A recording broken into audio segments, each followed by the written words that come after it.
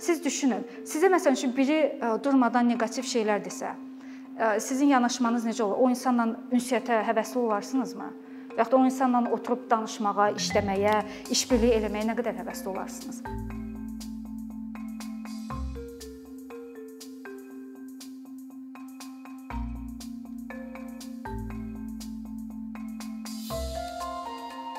Deməli, müxtəliflikdən mən niyə danışmağa daha çox başladım? Çünki inklüzivliyin mənə görə araşdırmalarından sonra inklüzivliyin birinci nömrəli təməli müxtəliflikdən başlayır. Müxtəliflik olduğu üçün biz inklüziv ortam yaratmaq haqqında danışmağa başlayırıq. Yəni inklüzivliyin əsas belə deyək də konsepti, prinsipi də insanların o fərqliliklərindən, müxtəlifliklərindən asılı olmayaraq hər kəsə bərabər imkanların yaratmasını deyir. Mən başlayım birinci bu inklüziv sözündən tanış olmağımdan. Hardasa sizə danışan tələbə vaxtım. Mən tələbəliyim bakalavrda, Azərbaycanda ilk dəfə bakalavrda tələbə olanda, bu 20 ildən çox vaxt bundan qabağın vaxtıdır. Bir dənə paraqrafda, kitabın lap yuxarı başında balaca bir dənə paraqraf var idi. Deyirdi ki, inklüziv təhsili təsvir eləyirdi və orada təhsili təsvir eləyəndə yəni mən fikirləşdim ki, inklüziv təhsil nədir? Orada təsvir eləyəndə necə deyirdi? Əlilliyi olan və olmayan uşaqların bir yerdə oxuması. Amma indi mən bunu belə ifadələrlə deyirəm. Kitabda yazılmışdı ki, şikəst olan uşaqların olmayan uşaqlarla bir yerdə oxuması. Və mən sizə deyirəm bu hardasa 2002-ci, 2001-2002-ci il o dövrlərdə oxuduğum kitab idi. Rus dilində idi kitablarımız və onda düzün desəm bizə də təhsilimizdə daha çox nəyi öyrədirdilər ki, əlilliyi olan insanlar, onlar şikəstdir, onlar sərbəst həyat qura bilməzlər, sərbəst yaşaya bilməzlər. Ona görə də mən ümumiyyətlə o bir balaca paraqrafda yazılan o inklüziv təhsili beynimdə belə konsept olaraq canlandırmaqda çətinlik çəkirdim ki, bu necə ola bilər? Axı bu insanlar bir yerdə bir arada necə oxuya bilərlər? Nəysə, uzun sözün qısası, belə uzun illər keçdi aradan. Dediyim kimi 20 ildən çox vaxt keçdi. Və bu 20 ildən daha çox deyərdim ki, 10 ildən çox vaxt keçəndən sonra mən başladım bu inklüzivliyin əslində konseptinin nə olduğunu dərk etməyə başladım və bunu konfranslara qatıldığım, oxuduğum kitablar, araşdırmalardan müəyyən elədim və ümumiləşdirəndə belə deyək də oxuduqlarımı böyük bir pəncərədən belə uzaqdan baxanda mənim qurduğum konsept və yaxud da ki, başa düşdüyüm konsept anladım ki, inklüzivliyin birinci başlanğıc yeri əslində müxtəliflikdəndir. Biz müxtəlifliyi o zaman başlayırıq ki, bizim cəmiyyətimizdə çoxlu müxtəliflik olan yerdə inklüzivlik yaratmaq lazımdır. Və ona görə də bu gün qərara gəldim ki, sizə öz şəxsi və həm də professional həyatımda müxtəliflik haqqında, müxtəlifliyin belə deyək də, inklüzivliyə gedən yolun o 3 mərhələsi var ha. Onun haqqında danışım və əslində özümün elədiyim səhvlərim və sonradan onlar necə doğrularım haqqında paylaşım ki, yəni təcrübəmizi paylaşaq, bir-birimizdən öyrənək.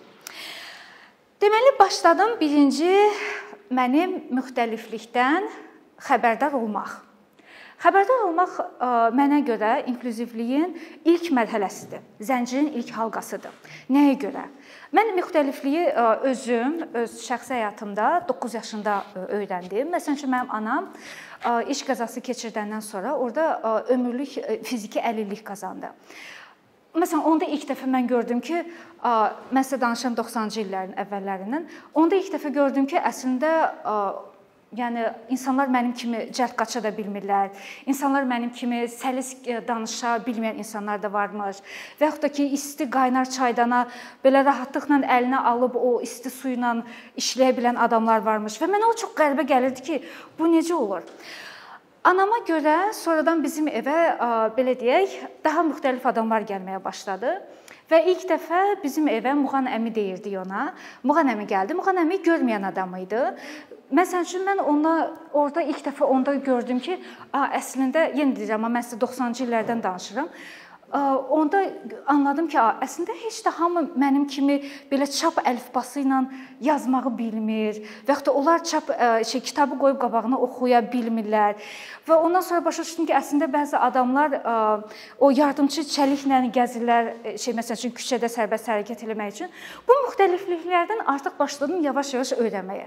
Sonra mənim Muğan əmim, əmi deyirdik ona, çünki bizim ailəmizə o qədər yaxın olmuşdu ki, həm anamın belə deyək, masaj edib ona kömək edirdi deyə bizim ailə olaraq yaxın olmuşduq. Və Muğan əmi həmişə istəyirdi ki, mən bu sahədə oxuyum və əlilliyi olan insanlara müəyyən bir cəmiyyətdə onlara kömək eləyim. Hər dəfə gələndə bir bəhanə atırdı və məni həvəsləndirdi və mən sonunda Azərbaycan Dövlət Pedaqoji Universitetinin o vaxtı fakültəmizin adı difiktologiya idi. Yəni o difiktologiya sözü başqa bir hekayədir, amma buna bu gün toxunmayacağam. Difiktologiya fakültəsinə qəbul oldum. Və əslində Muğan əmimin dediyi qədər də mən müxtəliflik haqqında bir şeylər öyrənməyə başladım. Yəni təhsilim mənə müxtəliflikdən xəbərdar olmağa kömək elədi. Amma necə kömək elədi?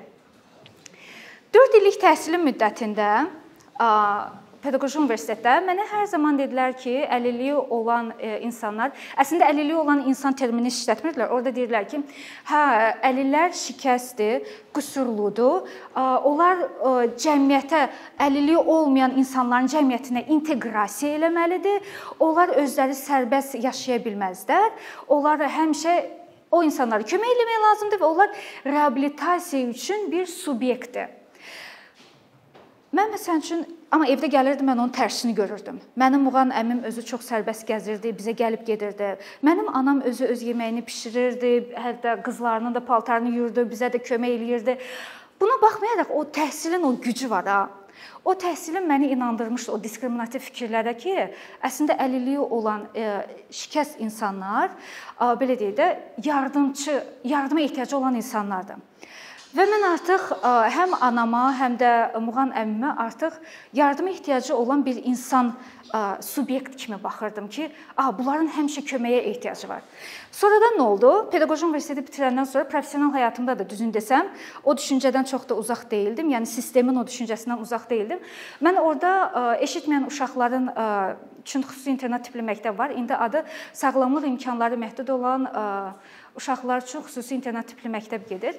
Məsələn, o məktəbdə mən işləyəndə eşitməyən uşaqlara o vaxtda lalkar deyirlər və mən çalışırdım ki, o lal uşaqların belə deyək də dilini açım, onları bizim bu eşidən cəmiyyətimizin tərkib hissəsi eləyim. Çünki təhsilim mənə onu öyrətmişdi ki, əslində onlar bizim cəmiyyətin tərkib hissəsi deyillər. Onlar başqa dünyanın adamıdır və onlar bizim dünyanın adamı. Bizim dünya deyəndə eşidən, əlilliyi olmayan dünyanın adamları olması üçün onlar öz qüsurlarını düzəltməlidirlər. Və bu düşüncə ilə mən illərlə böyüdüm və həm şəxsi, həm də təhsilim sayəsində mən müxtəliflikdən xəbərdar oldum. Amma 2014-cü ildə bir konfransa qatıldıq. Orxando konfransdaydı. Biz orada ilk dəfə inklüziv cəmiyyət haqqında, inklüzivliyin prinsipləri haqqında bizə yeni məlumatlar verdilər. Və mənim üçün bu bir şok idi. O həmin konfransdan sonra əslində mən başa düşdüm ki, dərk elədim ki, mən müxtəliflikdən xəbərdar idim, amma əslində müxtəlifliyi başa düşmürmüşəmmiş. Bunu necə oldu real həyatımda? Məsələn, müxtəlifliyi başa düşmək necə bir proses oldu mənim beynimdə? Mən başa düşdüm ki, əslində mənim anamdakı o mənim kimi qaçmamaq, mənim kimi danışa bilməmək və yaxud da ki, Muğan əmimdə o çap hərflərini mənim kimi oxuya bilməmək, necə deyirlər, məsələn, mən gözümlə oxuyuram, o barmağı ilə oxuyur və yaxud da ki, eşitməyən uşaqlar əslində mən belə deyək də qulağımla eşidirəm, amma o insanlar gözləri ilə məcazi mənada desək eşidirlər. Yəni bu əslində onların bir müxtəlifliyi imiş. Bu qüsur deyildi. Bu anormallıq deyildi, bu şikəstlik əlaməti deyildi. Bu sadəcə o insanların müxtəlifliyi idi. Mən onda başa düşdüm ki, əslində bu müxtəlifliyə görə eşitməyən uşaqların professional həyatda indi deyim də, eşitməyən uşaqlar əslində onların danışıq dilini öyrənməsi, onların ana dili birinci işarə dilidir. Onlar bu dillə doğulurlar. Danışıq dilini öyrənmək əslində onların bir alternativi olmalı idi. Necə ki bizdə xarici dil öyrənirik, ya alman dili, ingilis dili, rus dili, bu xarici dildir. Bu alternativdir, bizə seçim deyilir, verilir. İstəyərik öyrənərik, istəmədik öyrənmərik. Amma eşitməyən uşaqlara gələndə biz ona alternativ kimi təklif eləmədik onlara. Biz dedik ki, sən illah da danışmağı öyrənməlisən. Çünki sən eşitmirsən, bu qüsurdur. Sən bizim cəmiyyətin üzvü olmaq üçün bu qüsuru aradan qaldırmalısan. Yəni biz nə etdik? Əslində mən və mənim bir çox həmkar müəllimlərim, orada məktəbdə biz nə edirdik? Biz o uşaqların müxtəlifliyindən xəbərdar olub, amma onu başa düşmədiyimiz üçün biz onların qüsurlarını belə deyək, düzəltməyə fokuslaşmışdıq. Biz əslində təhsildəki o tədris planını, kurikulumu düzəldib o uşaqlara uyğun eləmək yerinə biz uşaqları düzəltməyə fokuslaşmışdıq ki, yox, uşaqları düzəltməliyik. Amma kurikulumdan xəbərimiz yox idi. Anama gələndə, yəni şəxsi həyatıma gələndə, məsələn, sistem, baxmayaraq ki, yenə də anam evdə sərbəst hərəkət edirdi, amma sistem o qədər ona demişdi ki, sən qüsurlusan, sən şikəstsən, sən qüsurlu şikəst. Anam da öz-özünə düşünürdü ki, mən özümü düzəltməliyəm ki, mən bu cəmiyyət məni qəbul eləsin də bir insan olaraq. Məsələn, anam iş yerinə gedəndə heç bir iş yeri onu qəbul eləmirdi. Çünki deyirdilər ki, sən birinci qrup əlilsən, sən ümumiyyətlə kobud dildə desək, o vaxtki insanların dilinə desək, sən bir işə yaramırsan, bir iş görə bilməsən, ona görə də sən gedib öz qüsurunu düzəltməlisən. Anam bu şeyə o qədər inanmışdı ki, o öz əlilliyini, öz qüsurunu belə deyək, düzəltməyə daha çox yönəlmişdi və reabilitasiya, ildə 2 dəfə ən azı reabilitasiyaya gedirdi. Amma hansı ki, həmin o işə getdiyi yer, şirkət, təşkilat, hansı yerdirsə, onlar həmin o iş ortamını anamın da öz potensialını göstərməsinə uyğunlaşdırmaq yerinə anamı düzəltməyə çalışırdılar. Çünki nəyə görə? Sistem müxtəliflikdən xəbərdar olsa da, o müxtəlifliyi başa düşmürdü. Başa düşmürdü ki, bu insan, bunun işləmə bacarığı belədir. Bunun bacarığını da ortaya çıxartmaq üçün mən əslində bu köməkçi məsəl üçün texnologiyaları gətirməliyəm. Onlar onu düşünmürdü. Deyirdi, yox, problem səndədir. Get özünü düzəlt. Get problemi düzəlt. Yəni bu başa düşmək və bu başa düşdükdən sonra artıq mən deyərdim ki, mənim üçün inanılmaz yeni bir imkanlar açıldı. Və mən başa düşdüm ki, əslində mənim aldığım təhsil müxtəliflikdən xəbərdar olsa da onu bizə başa düşməkdən yayındırırdı. Və üçüncü gəlir bundan sonra mən dedim ki, okey, mən müxtəliflikdən həm şəxsi, həm peşəkar həyatımda müxtəliflikdən xəbərdaram. İndi başa düşürəm ki, onlara əslində bu bir alternativdir, seçimdir. Bəs yaxşı, mən onları qəbul eləyə bilirəmmi? Bu müxtəlifliyi qəbul eləmək necə bir prosesdir? Necə oldu məndə? Məsəl üçün, mən artıq yavaş-yavaş başa düşürdüm ki, bu bir alternativdir. Əslində reabilitasiya olsun və yaxud da ki, danışan səsli ünsiyyət olsun, bunlar bir alternativdir. Buna baxmayaraq, mən bəzən yenə də öz aramızda iş yoldaşlarımızla danışanda məsəl üçün deyirdik, o uşaq xəstədir, bu uşaq qüsurludur və yaxud da ki, yəni belə terminlərdən yenə də istifadə etməkdə davam edirdim. Və yaxud da ki, eşitməyən uşaqları danışıq öyrətməyə çox həvəsli idim ki, yox, yenə də məncə bunlar yenə də gəlib bizim cəmiyyətə də, yəni özümüzü ayırdım axı. O eşidən insanların cəmiyyətinə inteqrasiya eləməsi üçün bunlar danışmağı öyrənməlidir. Bunu qəbul eləmək mənim düzünü desəm, indi burada çox qısa danışacağam, amma mənim illərimi aldı. Və bu illərimi almağının necə qəbul eləməyə başladım? Mən çoxlu oxudum. Elmi araşdırmalar eləyirdim. Artıq 2-ci dəfə idi magistr təhsili alırdım və 2-ci dəfə magistr təhsilini alanda orada çox yaxşı maraqlı məqalələrə rast gəldim və məlum oldu ki, əslində o terminlər var mənim dilimdə işlətdiyim. Qüsur, xəstə. Hətta 2014-cü ildə o konfransa qatılmazdan qabaq, bəlkə də internetdə vursaz hələ də çıxacaq, layihə eləmişdim, adını da qoymuşdum. Eşitmə qüsurlu uşaqların kompüter biliklərinin artırılması. Bunu mən eləmişəm. Və o araşdırmaları oxuyandan sonra başa düşdüm ki, əslində məni bu müxtəlifliyi xəbərdar olsam da, başa düşsəm də, bunu hələ qəbul eləyə bilməmişəm. Qəbul eləmədiyim üçün də o uşaqlara mən hələ də bəzən arxada onların eşitmədiyi, belə gizlində də olsa qüsur, xəstə kimi terminlərdən istifadə edirəm. yəni belə necə deyək, sözün o qüdrəti var ha. Əslində biz o sözü deməklə biz o xüsusiyyətlərə, o müxtəlifliyə öz yanaşmamızı ortaya qoyuruq. Biz qüsur dedikcə beynimizdə kodlaşma gedir. Biz qüsur dedikcə artıq bizim beynimiz onu kodlaşdırır ki, bu müxtəliflik əslində düzəltmə bir faktorudur. Və yaxud da autizmə xəstəlik dedikcə istər-istəməz bizim beynimizdə kodlaşır. Xəstəlik deyəndə nə ağlımıza gəlir birinci? Müalicə, sağalma, ay sağ ol. Yəni biz artıq beynimizə kodlaşdırırıq ki, bu autizm xəstəlikdirsə, deməli bu müalicə olunmalıdır. Və yaxud da ki, təhsilimdə mənə deyirdilər ki, əlilliyi olan insanlar anormaldır. O anormal terminini işlətdikcə mən düşünməyə başlayıram ki, bu anormalları mən normal eləməliyəm. Çünki onun qarşılığı nədir? Normaldır. Amma bugün indi soruşsaq, özünüzə soruşun. Normal insan kriteriyası nədir? Kimdir normal? Normal insan necə görsənir? İnanın ki, əmin olun ki, bunu heç elm işçilər də hələ cavab verə bilməyib. Və onu mən başa düşəndən sonra ki, o terminlər əslində mənim özüm də bilmədən mənim beynimdə o diskriminativ yanaşmaları və düşüncələri məndə kodlaşdırır. Mən həmin gündən etibarən o terminləri tamamilə lüğətimdən çıxartdım. Və istənilən yerdə hardasa danışanda, hətta dostlarımla, tanışlarımla oturanda, bəzən deyirlər, fiziki məhdudiyyətli insanlar, onlarla da danışanda yenə deyirəm, məhdudiyyət hardan gəlir? O insanın əlilliyindən mi gəlir, yoxsa məsələn fiziki məhdudiyyət nə vaxt deyirik? İnsan hansı bir binaya girə bilməyəndə, metroya məsələn minə bilməyəndə deyirik, fiziki məhdudiyyətli şəxs. İndi gəlin təhlil edək. O məhdudiyyət nədən, hardan gəlir? Məhdudiyyət məsələn üçün ora pandus qoysalar idi, yenə də o adam binaya girməyə bilərdimi? Və yaxud da o lift işləsəydi, yenə də o adam o binaya girməyə bilərdimi? O insanın girişi açılacaqdır. Deməli məhdudiyyət əslində hardan gəlir? O infrastrukturdan gəlir. Məhdudiyyət insanın bacarığından deyildi, infrastrukturdan gəlir. Cəmiyyətin hazırladığı, qurduğu infrastrukturdan.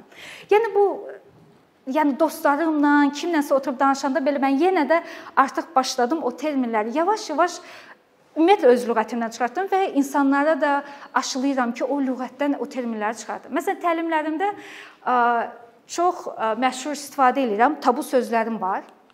Mənim tabu ifadələr, yəni işlədilməsi qadağan olunan ifadələr və bu ifadələr deyim ki, bu siyahını mən keçdiyim, danışdığım təlimlər əsasında hazırlamışam. Məsələn, insanlar daha çox istifadə edir qüsur. Bunun yerinə mən təklif edirəm sadəcə əlilliyi olan insan. Məsələn, təlimlərdən birində bu innovativ direktorlar təlimi keçmirdik. Orada məktəb direktorlarının biri çox maraqlı əslində bir fikir səsləndirdi. Dedi ki, siz mənim qüsur demək haqqımı, hüququmu əlimdən alırsınız. Əslində çox yaxşı, maraqlı bir yanaşma idi, fikir idi, mən deyərdim. Hətta mən təşəkkür elədim o iştirakçıya. Nəyə görə? Çünki mən əminəm ki, orada o tək deyildi. Və bir çox insanlar da o fikirdədir ki, qüsur demək onların haqqıdır. İndi gəlin tərəzinin o birisi gözünə baxaq. Biz birinə qüsur deyəndə, birinin müxtəlifliyini qüsur deyə belə deyək də, möhürləyəndə, o həmin insanın özünü ifadə eləmə azadlığına, o insanın öz bacarıqlarını, əslində potensialını göstərmə imkanlarını nə qədər məhdudlaşdırdığına və o insanın əslində, çünki əlillik insanın bir kimliyinin tərkib hissəsidir. Onun o kimliyinə, o şəxsiyyətinə nə qədər biz əslində alçaldıcı yanaşdığımızı ortaya qoyuruq. Və indi düşünək, qüsur demək hüququ əlindən alınan insanlar və həmin o hüquqları diskriminasiyaya uğrayan insanların sayı. İndi görün tərəzinin hansı gözü ağır gəlir. Və inanın ki, o əsl cavabı, o sualın, o fikrin cavabı o tərəzinin ağır gələn gözündə olur. İkinci ən çox istifadə olunanlar hansıdır? Fiziki əqli qüsur. Mən təklif edirəm, yenə deyirəm, bu mənim alternativimdir. İntellektual əlilliyi olan insan deyə bilərik. Bu əlillik xəstəlikdir. Bu çox istifadə olunan terminlərdən biridir. Yenə də biz bayaq demişdik ki, xəstəlik deyəndə bizim ağlımıza nə gəlir? Müalicə. Normal uşaq, normal cəmiyyət.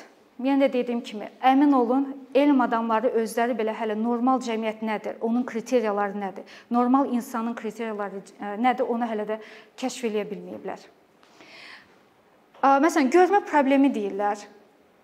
Əslində yenə də bunu görməməyi bir problem kimi təklif eləmək, ifadə eləmək, bu deməkdir ki, biz onları düzəldilmə obyekti kimi baxırıq. O öz görməsini düzəltməlidir. Və yaxud da Allah göstərməsin. Bu mənim ifadəm 2015-ci ildə bir layihə eləmişdik.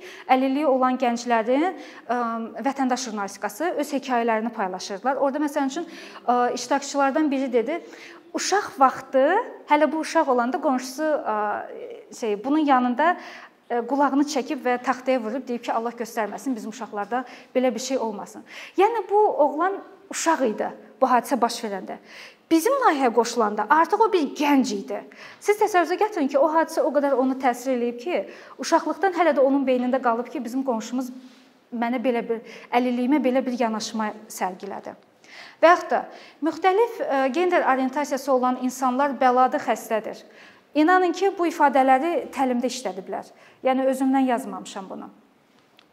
Və yaxud da bizim cəmiyyətimiz fərqlidir. Yəni sənin cəmiyyətin var, mənim cəmiyyətim. Bu da yenə də o dövrdə var idi ki, sizin cəmiyyətiniz bizim cəmiyyətimizə inteqrasiya eləməlidir. Hansı ki, inteqrasiya insan insana necə inteqrasiya eləyir? Yəni hamımız bir cəmiyyətin üzvüyük. Biz başqa mədəniyyəti inteqrasiya edə bilərik, başqa mədəniyyəti öyrənə bilərik. Amma insan olaraq özünüzü təsəvvürə gətirin. Siz bir-birinizə necə inteqrasiya eləyirsiniz? Əgər hamınız bir cəmiyyətin üzvüyüksə. Və 9-cu inklüziv uşaq. Bu termin Azərbaycanda təhsil sahəsində daha çox inklüziv təhsil layihələri həyata keçiriləndən sonra istifadə olunan termindir. Deməli biz əvvəlində dedik ki, əlillik belə deyək. İnklüziv uşaq deyəndə nə nəzərdə tutulur? Əlilliyi olan uşağa işarə eləyirlər. Sinifdə məsələn üçün müəllimlərdən soruşanda deyir ki, mənim sinifimdə 2 dənə inklüziv uşaq var. Əslində müəllimin demək istədiyi bilirsiniz nədir? Demək istəyir ki, mənim sinifimdə 2 nəfər əlilliyi olan uşaq var. Amma düşünürlər ki, əlilliyi olan uşaq demək ayıb sayılır. Ayıbdır. O uşağı mən deməyim. Ona görə inklüziv sözü çox pozitiv sözdür. Hamı bunu bəhbəhlə istifadə edir, pozitiv enerji verir. Ona görə mən əlilliyi uşaq yerinə inklüziv uşaq deyim. Buna əslində əlillik sahəsində buna yersiz mübaliğə deyilir. İngilis dilində eufemizmdir.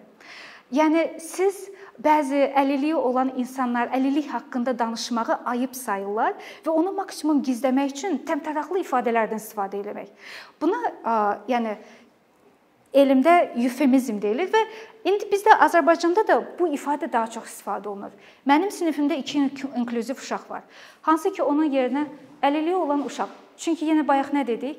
Əlillik əslində insanların kimliyinin tərkib hissəsidir.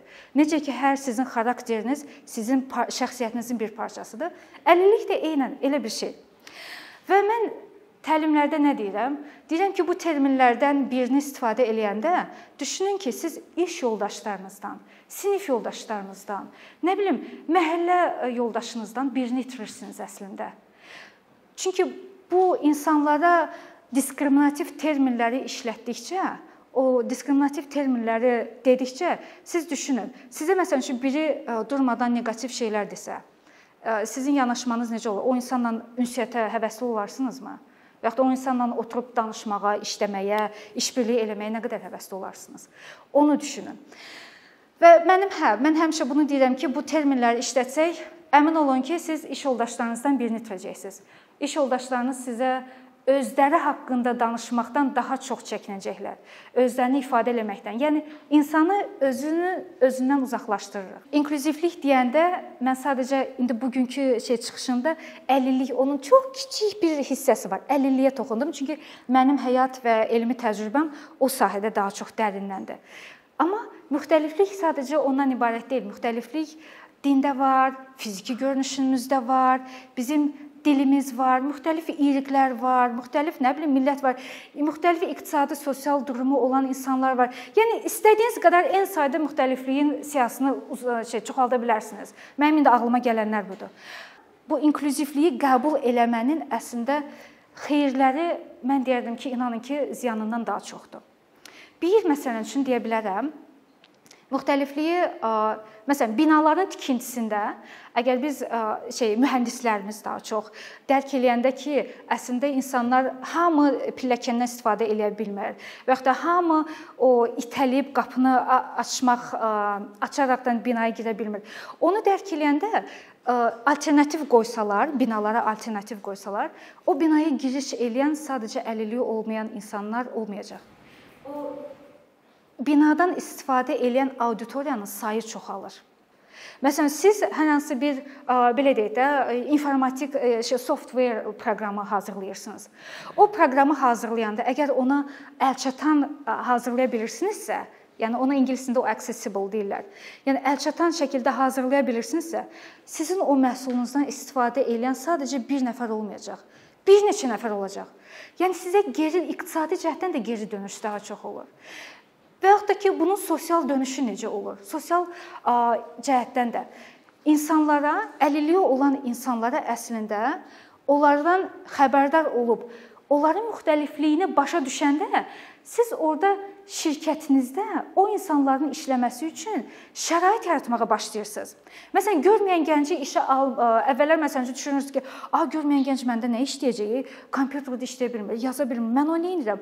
Amma siz onun müxtəlifliyini başa düşəndən sonra, məsələn üçün siz onun çox klaviaturalar ala bilərsiniz. Müəyyən bir girişi üçün zolaqlar var, onlardan istifadə edə bilərsiniz və bu insan sərbəstlik qazanır, özü öz həyatını, belə deyək, öz gəlirini qazanır. Və artıq dövlət, belə deyək, bir nəfərin qeydinə qalmaq imkanı artıq azalır. İnsan özü sərbəst çalışmağa başlayır, sərbəst həyatını yaşayır. Və buna yəni o sosial tərəfindən də gəliri var. Yəni düşünək ki, o insanlar hamımız kimi, yəni biz hamımız necə istədiyimiz vaxt restorana getmək istəyirik, istədiyimiz vaxt istədiyimiz metrodan gedib başqa yerə getmək istəyirik. İstədiyimiz vaxt nə bilim İstədiyimiz şeyi oxumaq istəyirik. Yəni bu hamının istəyidir, inanın. Yəni bacarığımızdan, müxtəlifliyimizdən asılı olmayaraq. Bunu ona görə məsəl üçün xüsusiləşdirmək ki, bəzən də ifadə işlədirik. Xüsusi ehtiyacı olan insanlar. Adı xüsusi ehtiyacı olan insanlar termini götürək. O nədən yaranır xüsusi ehtiyacı? Xüsusi ehtiyac deyəndə nə nəzərdə tutulur? İnsanın təhsilə girişini əldə eləməsi, bu niyə xüsusi sayılır? Onda hamımızda o xüsusi olmalıdır da, çünki hamımız təhsil almaq istəyirik. Və yaxud da insan istədiyi vaxt restorana gedib dostlarına oturub əylənmək istəyir. Bu niyə xüsusi olmalı, xüsusi ehtiyac sayılmalıdır? Onda gələk hamımızın da onu xüsusi ehtiyac deyək. Və yaxud da ki, istədiyimiz vaxt evdən çölə çıxmaq istəyirik, amma deyirlər, o xüsusi ehtiyacı olan adamdır, onun üçün belə ABC-ni gətirmək lazımdır. Yəni evdən hamımız çıxmaq istəyirik də, gəzmək istəyirik, əylənmək istəyirik. Bunun niyə xüsusi ehtiyac, o insana gələndə, niyə məhz o insana gələndə biz ona xüsusi ehtiyac deyirik? Bu yenə də müxtəliflikdən biz xəbərdarıq, amma o müxtəlifliyi başa düşmədiyimiz üçün biz onları xüsusi bir möhür vururuq ki, bu adam xüsusi ehtiyacı var. Və ona görə də bu qəbul mərhələsinə mən toxunmuram.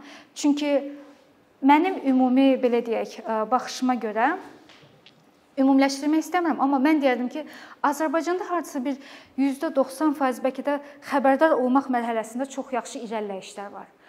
İndi biz başa düşmək mərhələsində biraz çalışırıq. Qəbul eləmək mərhələsində daha çox iş görmək lazımdır, amma başa düşmək mərhələsində mənə gəlir ki, başa düşməkdən biraz daha çox işləməyimiz lazımdır. Yəni ümumilikdə mən deyərdim ki, mənə görə inklüzivlik sülhyönümlü cəmiyyətin qurmaq üçün əsas memardır və o memarlığı məncə hamımız öyrənsək, belə daha pozitiv, müsbət bir ortamda yaşaya bilərik. Bu qədər. Çox sağ olun.